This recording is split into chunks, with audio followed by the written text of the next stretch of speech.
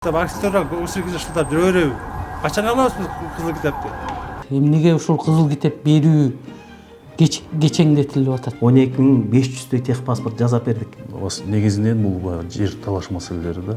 Азыркы тапта мунапустун мөөнөтү жок да. Кадастрга барып кызыл китебин токтом менен алып келет. Былтыр май айынан бери кызыл китеп ала албай жүрөбүз. Бир шылтайт архитектурага барды дейт. Архитектурага документ койгон 1-2 айдан кийин госрегистрге барды дейт.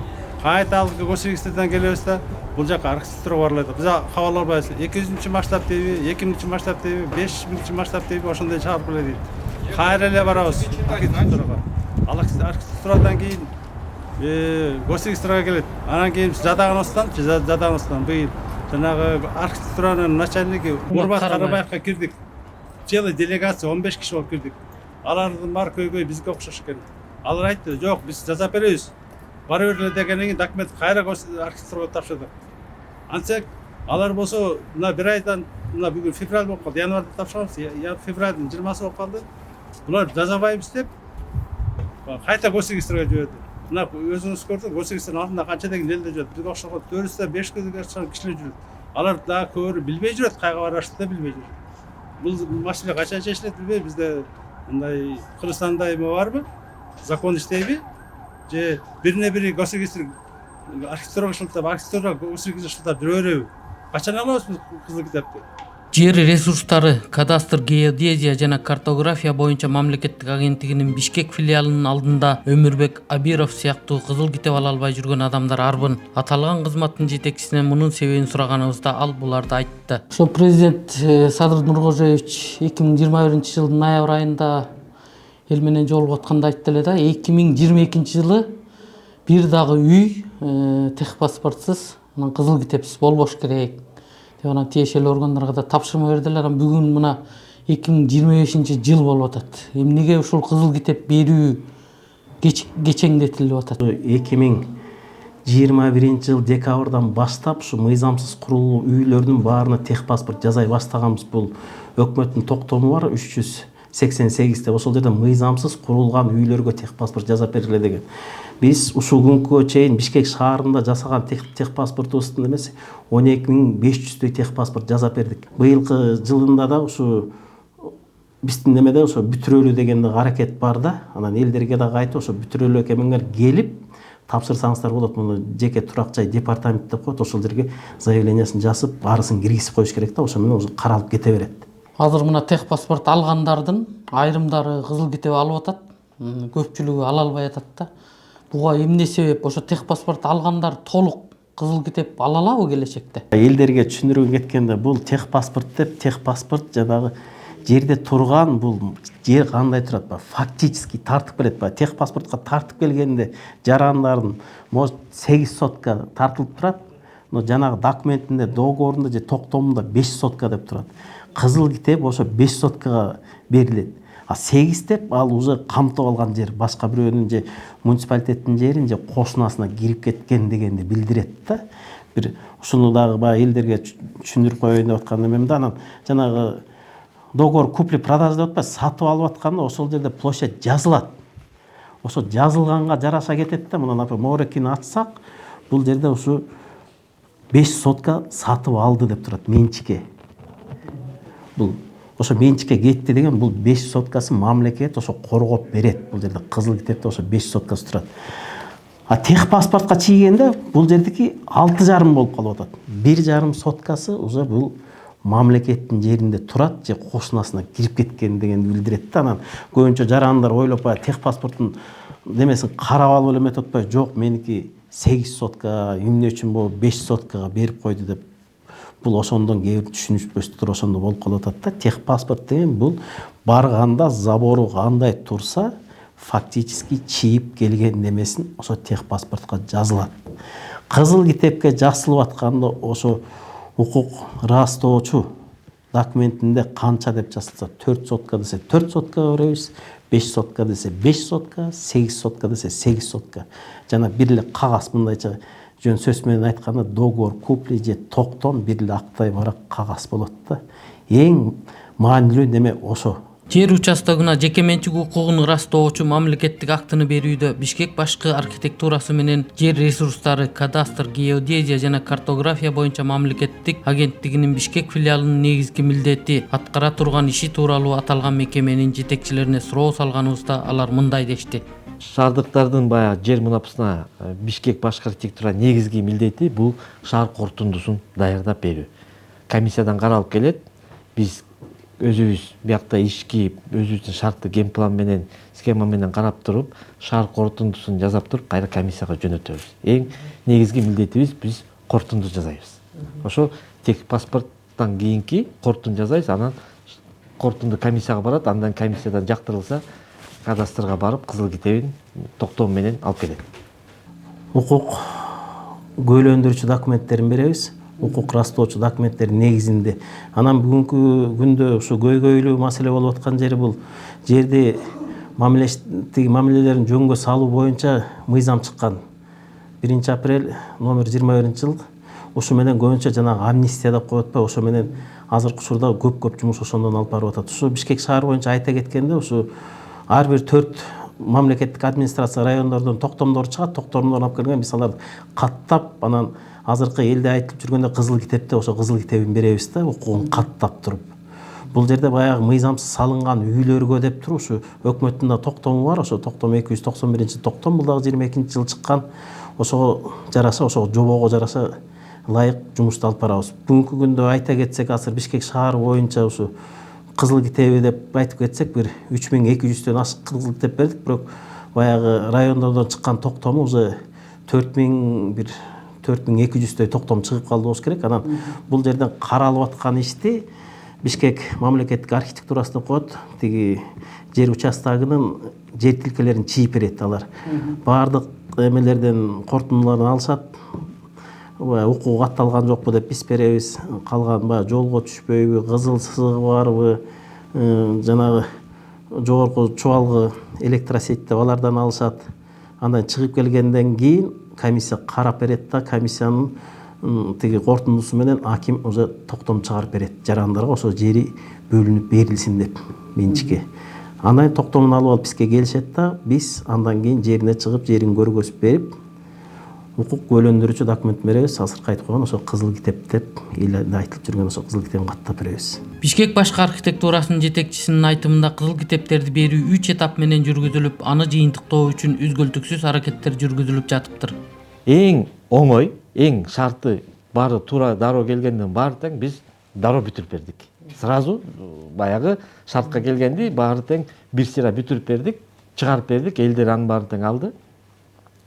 Экинчи этапта биз жанагы орточо оордуктарды карадык да. Бул санитарный зона менен же болбосо биздин генплан бар да, башкы шаардын башкы планы боюнча, мисалы айтканда жашыл зоналарга кирип калган, же болбосо соскульпут зоналарга кирип калат, же болбосо жанагы көп кубаттуулугу энергия электр линияларынын ордуна келет, сан полигондун месталы, охранный зона, пожарный ишыл көп нормаларды карап, анан токтом кайра оңдолуп, кайра өзгөрүлдү. Ошонун негизинде жанагы бизде эме деп коет, норматив деп коет. Нормативдер кыскартылып берди.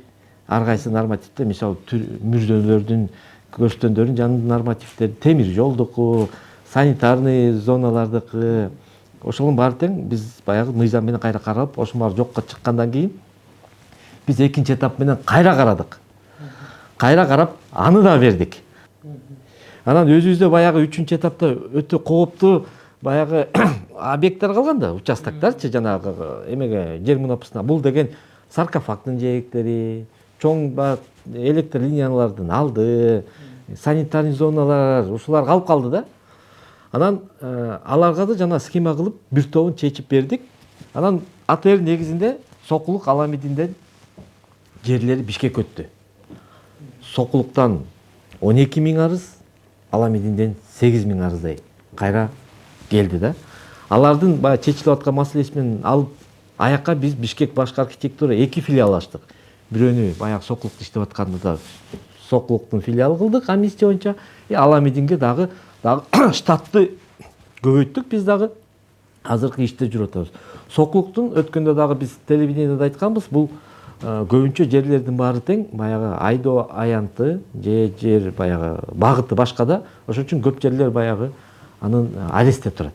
Бир тобу чыккан, бирок көбүнчөсү бул юридикалык маселе менен азыр ошол жака кармалып атат. Аламедин жактыкы дагы ошондой маселе, бирок аныкы азыраак. Аламединдики акырындан чечип келе атабыз, арызга жараша иш бүтүрүп атат да. Негизинен жалпысынан айтканда, мынакей Бишкек шаары боюнча айтып коеюн, баягы мурдакы 8950 арыз түшүп, бүгүнкү күндө 4683-ү мындай толук канаттандырылып, элдерге таратып берип, ошолар баягы кызыл китеп же болбосо мамлекеттик акт деп коебуз, ошолорду алып атат.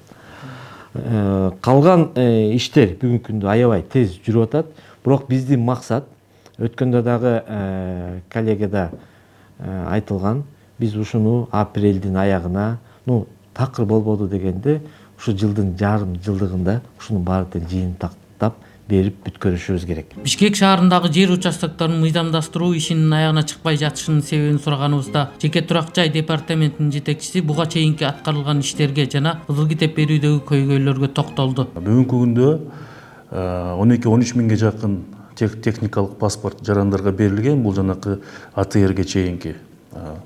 Бүгүнкү күндө АТРдин алкагында Бишкек шаарына 18219 арыз келген, өткөрүлүп берилген бизге. Бүгүнкү ошол иштер каралып атат. Бул негизги көйгөйлөр эмнеде бүгүнкү күндө? Билесиздер, Сокулук районунда 11 миңден ашык арыз келип түшкөн. Негизинен бул жер талаш маселелери да. Бүгүнкү күндө биздин кызматкерлер тийиштүү ушу акимчиликтердин өкүлдөрү менен биргеликте жеринен чыгып, ушу маселелерди ар бир жер тилкенин жеринен чыгуу менен карап, аныктап, иликтеп туруп, анан ошо комиссиянын кароосуна тийиштүү менен бекитилген тартипте чыгарып атышат да. Негизги маселелер бул баягы билесиздер, биринчи ирет 21-жыл декабрь айына чейин салынган үйлөр мунапыска жатат. Андан же болсо толук эмес бүт элек, бүткөн жеке турак жайлар. Билесиздер, бул биздин жободо так көргөзүлгөн. Андан көбүн эсе бүгүнкү күндө ушул 22-чи, 23-чү, 24-чү салынып калган турак үйлөрүбүз да көп. Бош жер тилкелерибиз да көп болуп атат. Андан тышкары бир же бир нече арыздар, бир жер тилке талаш маселелери көп да. Андан тышкары жанакы чектөөлөр кирген, сот тарабынан арест деп коебуз го. Ошондой маселелерибиз да бар да. Ошол баягы кичине маселени кароодо комиссияга кичине жанакындай тоскоолдуктар жаратып аткан маселелердин бири да. Жер участокторун мыйзамдаштыруудагы баштапкы документ райондук комиссиялар тарабынан берилгендиктен 1-май районунун акимине да суроолор менен кайрылдык. Ал кызыл китеп берүүдөгү маселелер тууралуу айтып берди.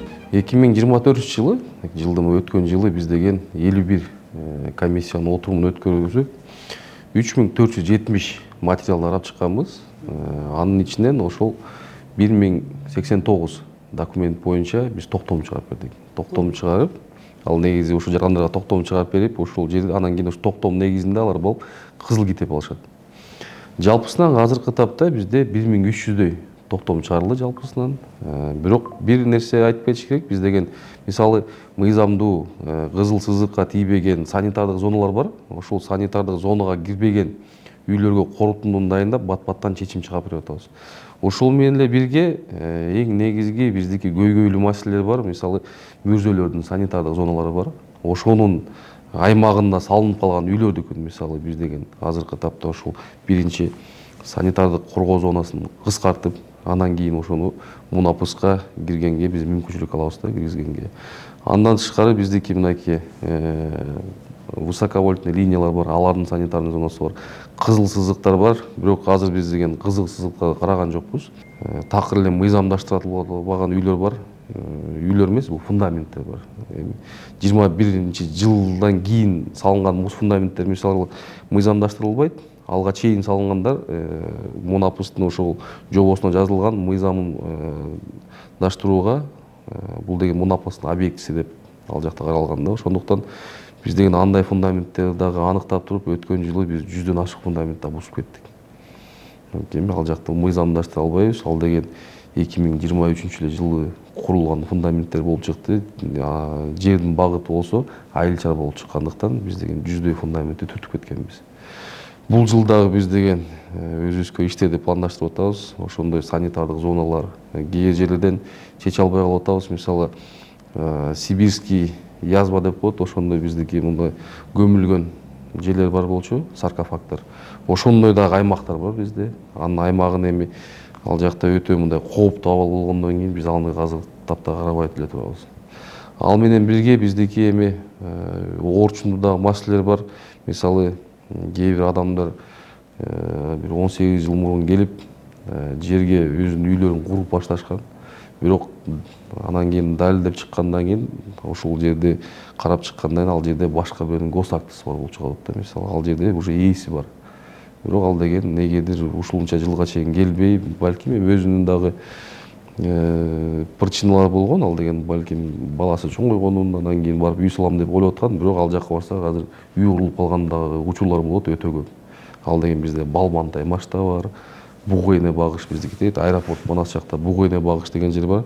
Ошол жерде дагы ошол маселе орчундуу болуп турат. Бирок анын үстүнөн азыр иш жүргүзүп атабыз. Тиешелүү мекеме жетекчилеринин айтымдарында президент Садыр Жапаровдун жарлыгынын негизинде ишке ашырылып жаткан жер тилкелерин мыйзамдаштыруу иши быйыл аягына чыгат. Элдин арасында бир сыйра мындай дүрбүң болуп ызы чуу болгону бул Мунапыстын баары эле ойлогон экен, ошо Мунапыстын мөөнөтү бүтүп калат деп. Азыркы тапта Мунапыстын мөөнөтү жок да. Ошон үчүн биз деген жанагы бат-баттан чечилүүчү санитардык зонага эмес, туура келген эле участкаларды бат-баттан бүтүрүп атабыз. Азыркы мына 2 жумада бир материалдар топтолгондо 100дөн ашык корутунду кирип атат. Ошол менен биз бат-баттан кетип баратабыз. Белгилеп кетчү нерсе, ошо 23 жылга чейин, мисалы мен 24-жыл бияка келдим да, 23 аягында келгем да. Биякта 360 эле ошол токтом чыккан экен. Ошол каралып, азыркы тапта айтпайм 1300гө жеттик. Бир жылда 1000ден ашык неметтик. Бул жылы болсо толук кандуу ушул жылдын аягына чейин бүтүрөбүз деп атабыз. Бирок жанагы орчундуу маселе балким калып калышы мүмкүн. Аларды акырын-акырындык менен чечебиз. Калгандардын баары кимдики ушундай маселеси жок участкалардын баарын ушул жылдын аягына чейин бүтүрөбүз. Ачыгын айтып коеюн, кээ бир жерлер бар, Мунапыск менен такыр шарты келбеген. Бул опасный зоналар бар да, санитарный полигондор же саркофагдарда баягы сибирский язванын эмелери бар да, казып сактап койгончу, анын өзүнүн убактылуу нормативдери бар да, 100 жылдап баягы аябай охрана зонасы бекилген да. Ошол жыл азайган, жыл канча көп болгон сайын кичинеден азайып турат да. Ошондой нерселерди элдерге биз туура түшүндүрүп атабыз. Эми фактически ал жерге жашап алышкан. Үй куруп, бала бакыра төрөп эле кандыкы эле жашап жүрөт, бирок юридикалык жактан, мындай мыйзамдаштыруу жактан ал жак өтө кооптуу да. Ага эч ким мындай санэпидстанциядагы же мындай шаар куруу эмеси эч кандай шарты да болбойт да. Ошолорду туура түшүндүрүш керек элдерге. Көбүнчө бирок бир 90% баягы элдин шартындай кылып чыгарып бергенге мынакей биз уже жыйынтыктап атабыз. Билесиздер, бизден калап ачуусу да бизден талап кылган. Андан тышкары мына жакында болуп өткөн биздин коллегиябызда дагы министрлик кабинетинин башчысы дагы Кыргызстан боюнча маалымат айтты, талап кылды ушул 25-жыл аягы менен бүтүрүү боюнча. Кудай буйрса биз да өзүбүздүн ишибизди ушул жылдын аягына чейин ишибизди толук келген арыздарды карап бүтөбүз деген иштерди мерчемдеп атабыз буюрса.